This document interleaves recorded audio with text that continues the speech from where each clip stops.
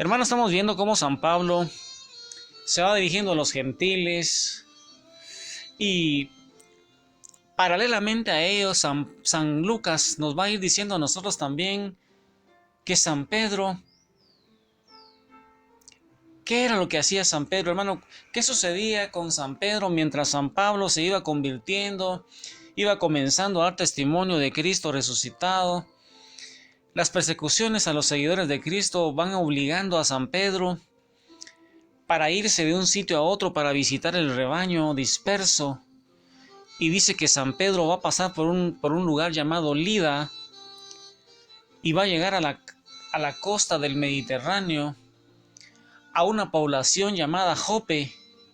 Y en esa jornada, en donde él va a visitar esas comunidades que se están formando, que se están dispersando por todo el Mediterráneo, debido a las persecuciones que tienen los cristianos que van de Jerusalén hacia todas esas ciudades, a Damasco, Antioquía, Siria, esos lugares, a Damasco. En esa jornada tienen lugar, dice, 2 milagros, y yo quisiera hoy, hermano, que sacaras tu palabra en Hechos de los Apóstoles, capítulo 9, versículo 32, y ahí pusieras atención cómo San Pedro va a curar un paralítico. Imagínate, hermano, un paralítico que está con su familia, que están esperando que lo sane, han oído hablar de los milagros de San Pedro, de San Juan, y que Pedro va a ese lugar de Lida, pero que lo van a llamar de una ciudad llamada Jope.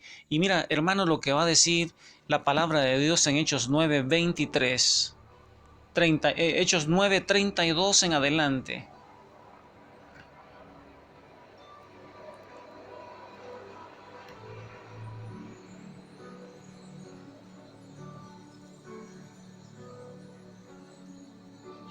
Pedro, que recorría todos los lugares, fue también a visitar a los santos que vivían en Lida.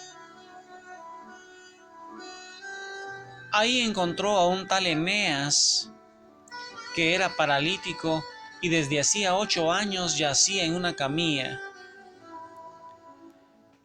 Pedro le dijo: Eneas, Jesucristo te sana. Levántate y arregla tu cama. Y de inmediato se levantó.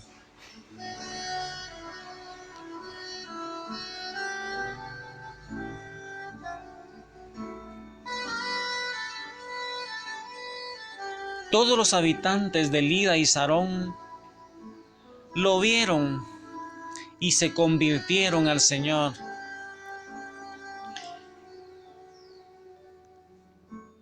Palabra de Dios. Mira, hermano, qué maravilloso. Un San Pedro lleno del Espíritu Santo, haciendo señales, milagros y prodigios como lo hacía su maestro. Y dice que la gente se convertía al Señor, hermano, y es que la gente necesita ver esas señales, esos milagros y prodigios. Recuerda, hermano, que dice San Juan 20, 30 y 31, que las señales, milagros y prodigios son para que la gente crea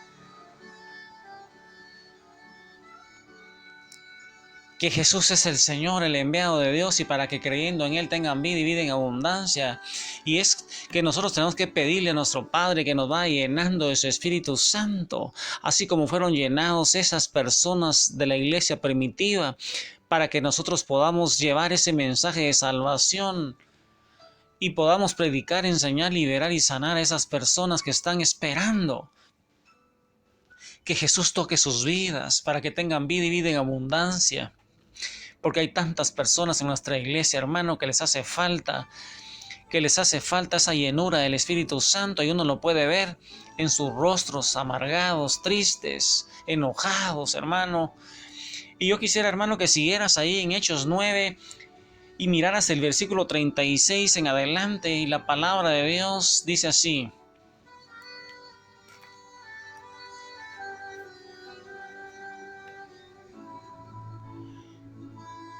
en Jope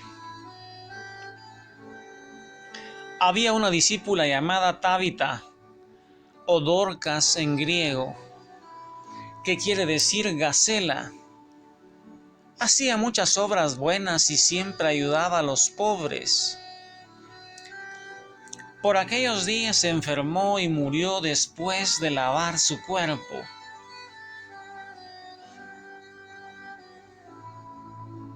Lo pusieron en la habitación del piso superior.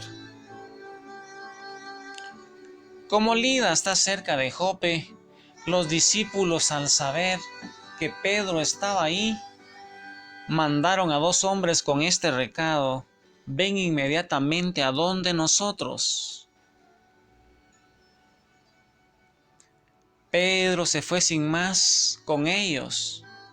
Apenas llegó, lo hicieron subir a la habitación del piso superior, donde le presentaron a todas las viudas que estaban llorando y le mostraban las túnicas y mantos que Tabita hacía mientras vivía con ellas. Pedro hizo salir a todos, se puso de rodillas y oró. Luego se volvió al cadáver y dijo: Tabita, levántate. Ella abrió los ojos, reconoció a Pedro y se sentó. Él le dio la mano y la ayudó a levantarse. Luego llamó a los santos y a las viudas y se la presentó viva. Esto se supo en todo Jope, y muchos creyeron en el Señor. Pedro permaneció en Jope bastante tiempo, en casa de un curtidor llamado Simón. Palabra de Dios.